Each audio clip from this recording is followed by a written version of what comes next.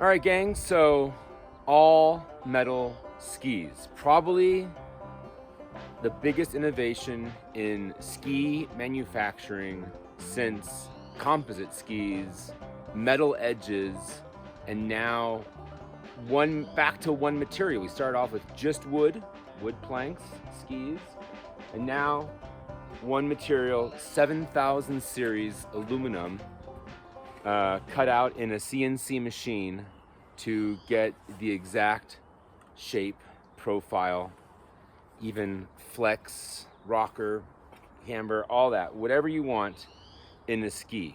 Now, there are certainly going to be some limitations, probably at the extremes, around, what you can get out of the ski, maybe compared to a composite ski. But we're going to talk through just some of the pros and cons of the metal skis. The biggest question, how'd they ski? I've been skiing these all season, and they ski great. I mean, they slide on the snow, they hold an edge, both in hard pack, they did fine in powder and softer snow, and I was really happy with them. One place, now, caveat, I'm not a great bumps skier, but in my other pairs of skis, when I ski through the bumps, I don't usually have a problem like finishing coming out of the turn and moving into the next turn. This pair, the tails were just a little bit sticky. I was having a hard time getting them come out of the turn, just holding on to that. So, but again, I think that's maybe a little more user error than the skis themselves. And we're not gonna get like super deep into the pop and the flex and the the nuanced details of how these particular skis skied. I didn't ski these actually. I've only skied these longer ones. Because the whole point of this manufacturing process is the fact that it's all adjustable, not on each individual ski, but whatever you can design in like AutoCAD and then throw the metal block into a CNC router, you can carve out whatever ski you want. Nose shape, tail shape, profile, flex and camber, all of that. And the flex and camber, well, the flex both laterally and along the length is controlled, at least right now, by how this ribbing is done. So in this case, you've got comparatively broader ribbing on the one, if I can get the reflection right, than the other one. So again, there's probably some limitations on the extremes as to what the material will provide compared to a composite ski.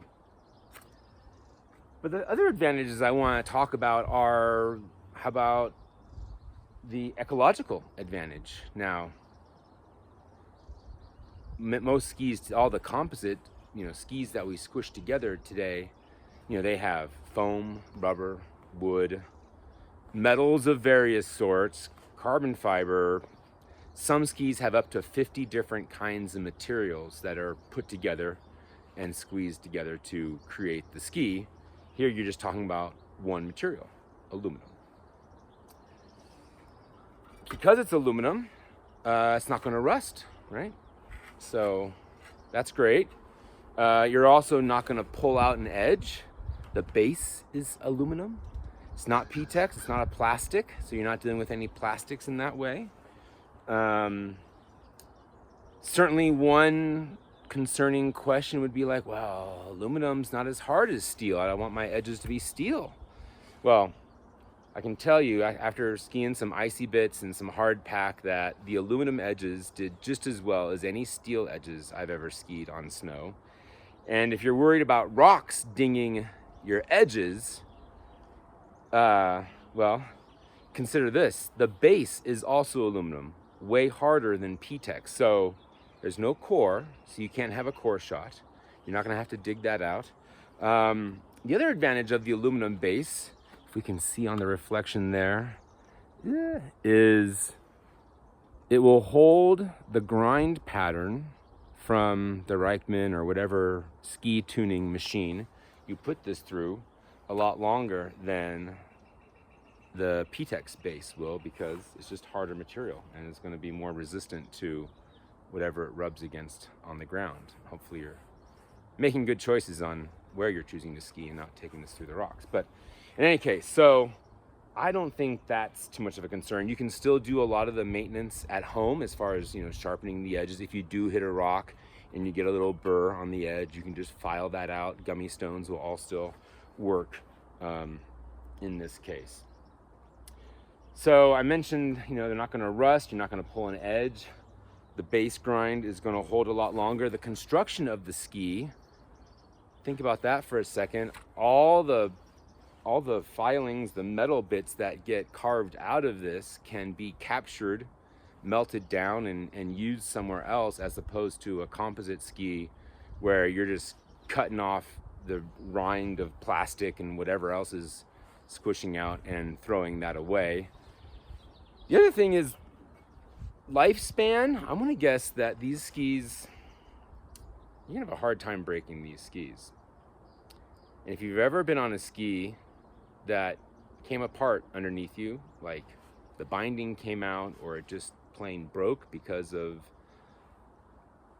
pressure, fatigue, whatever's going on in that circumstance, you know that it's kind of a almost cataclysmic like explosion of the ski, and all of a sudden it's curtains. You're on the ground, or recovering from that is pretty tricky. The quality of aluminum metal is it's never going to like explode like that, and the amount of pressure or torque or strength or energy that you'd have to put into getting this ski to break, it's going to start to bend, maybe crack, and then eventually tear slowly, instead of just like all of a sudden everything releasing at once. So just wanted to share and give everyone a good look at these guys. So, and this is a little example of the different shapes of ski that there are. This one's got a little dovetail on the back, if that's what you're looking for. And then just another, longer, very narrow ski underfoot. So there you go. So the company is called M1 Skis, started by a guy named Brian Rosenberger out of Texas, was driving up to Colorado to ski, worked in the aircraft manufacturing industry. Coincidence to Howard Head, who started Head Skis, who also worked in the aircraft manufacturing, was the first person to apply a aluminum top sheet. Now remember, Howard skis were still composite skis, right? They still had a plywood or some sort of,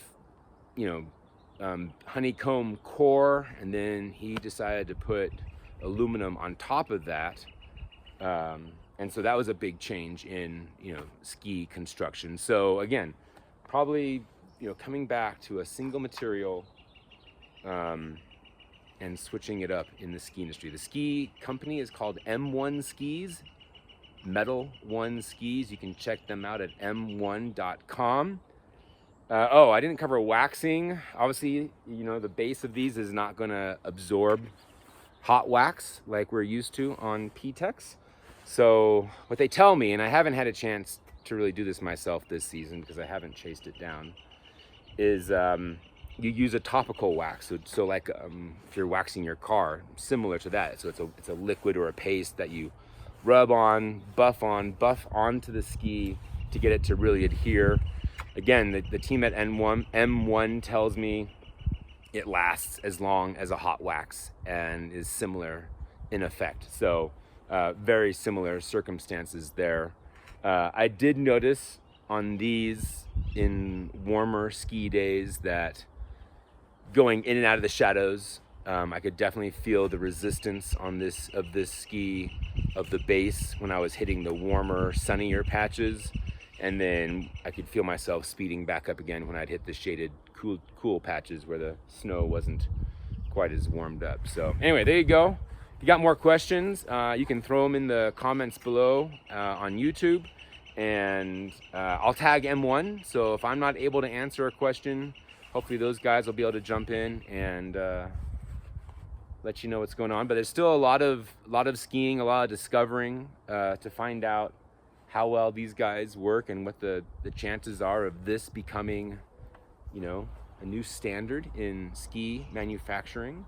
It can be incredibly precise with less than a millimeter of accuracy for how it's constructed. So you can get pretty nuanced in the attributes of the ski. Cost, that's right, cost. How expensive are these going to be? That's a great question. Again, M1 tells me that as they get into a, you know, larger quantity manufacturing process, the cost of these are going to be pretty comparable to high-end skis that we're buying today, in the probably between the $1,000 and $2,000 range for a pair, which is going to sound like a lot for a lot of other skis. But when you start talking about higher end performance skis, speaking of performance, these guys have also been FIS certified already. So there's a chance, keep an eye out if you're watching any of the FIS races, that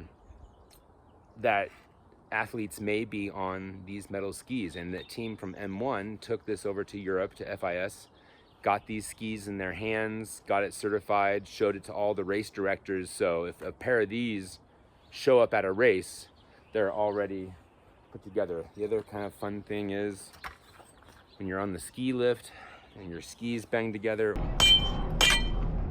putting them together like that sounds like a pair of sabers. Anyway, M1 skis, questions down below. We'll see what I can do to help you out with learning more, and let me know what you think. Have you skied them? Do you want to ski them? Do you think this might be where we're going in the ski manufacturing industry? Let's find out.